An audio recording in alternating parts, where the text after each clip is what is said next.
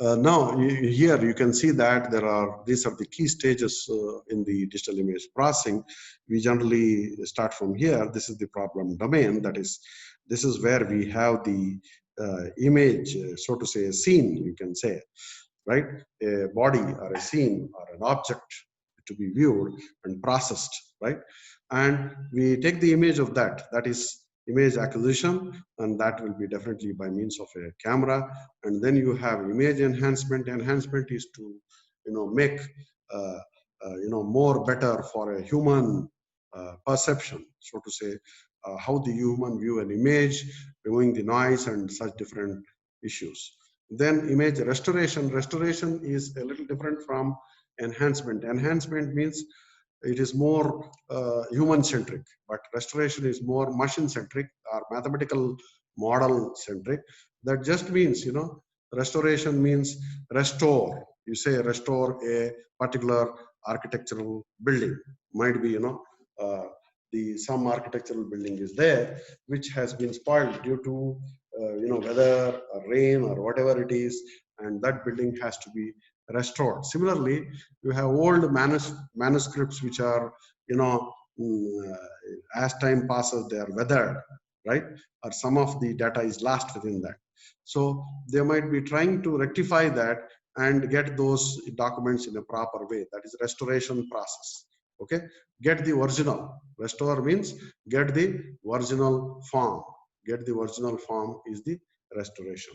Then you have morphological processing. Sometimes while taking the image, okay, you might be trying to, turn a little or like that, or might be one side you'll have compression, another side expansion, and all that. And that has to be, brought in a proper perspective. And to bring that in a proper perspective by taking, by processing the image which is taken in a different way, we'll do what is known as morphological image processing. So some people might be, you can just go to the YouTube and put morpho, what morpho does. Morpho is a cartoon. You can see what morpho does. Those of you who are interested in a cartoon, then you'll understand what morphological processing is. It is just changing the, shape, so to say, bringing it into the proper way.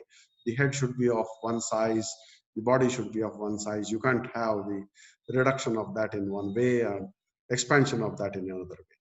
Then you have the next one, which is known as segmentation. Segmentation just means dividing a bigger image into smaller images and looking at it, right?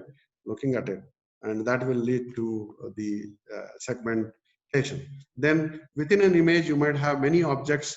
You want to recognize a particular object or a shape, might be a square or a, rectangle or a cube or, circle or sphere or whatever object you want, or might be the object is a human skull.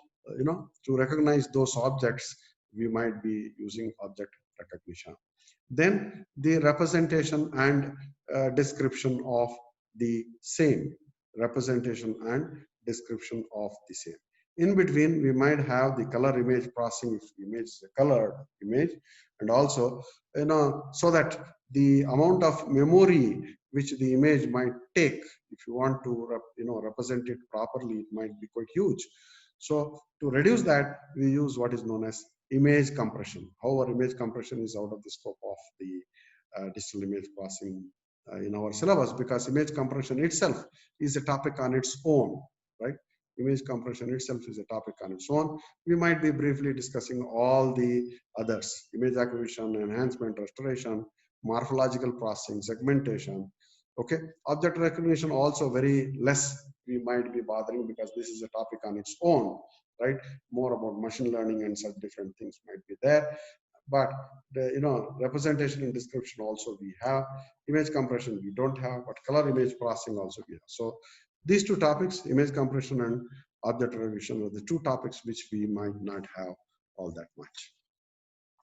So I have a different view of the same thing over there. So what an image acquisition is, what an image enhancement is, what an image restoration is, what is color image processing, then wavelets and the so to say multi-resolution is what we will say. Both taken together is wavelets, and then image compression and image segmentation. Representation is also there, which might not have mentioned over here. So all that is again is put in a different sort of diagram. So you have problem domain, acquisition, enhancement, restoration, color image processing, wavelet and multi-resolution processing. This is another term which is added there, which was not there in the earlier figure. And then you have the compression, then morphological processing, the segmentation, the representation and description, and object prevision. So even wavelet might not be a topic which is discussed in detail in our syllabus, but multi-resolution processing will definitely be discussed. So here it shows that these wavelets are used to represent images in various degrees of resolution. Resolution just means might be clarity. You can just say more clarity, lesser clarity, and all that. Then we have different parts of the image processing, components of the image processing. I think that figure might not be there in the slides over here. This just shows you the different stages in the image processing, how they are different. Restoration, how it changes from this figure to this figure. Enhancement, how it changes from this figure to this. Acquisition will be, you have a real body whose image is taken over here, and then you have the morphological processing wherein the fingerprints are deciphered clearly by changing the proper shape and highlighting some of the issues there.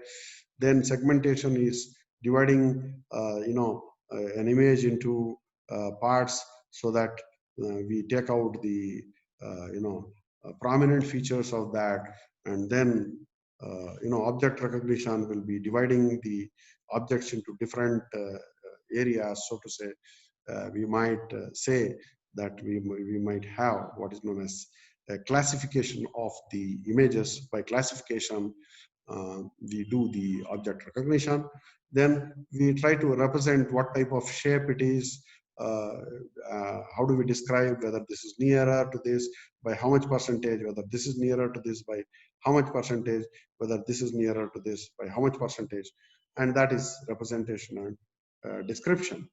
Okay, so compression will be, generally we call it as gun zip or zip, or all different kinds of zipping functions, which is basically reducing the size of the what you call represented image, so that memory need will get reduced.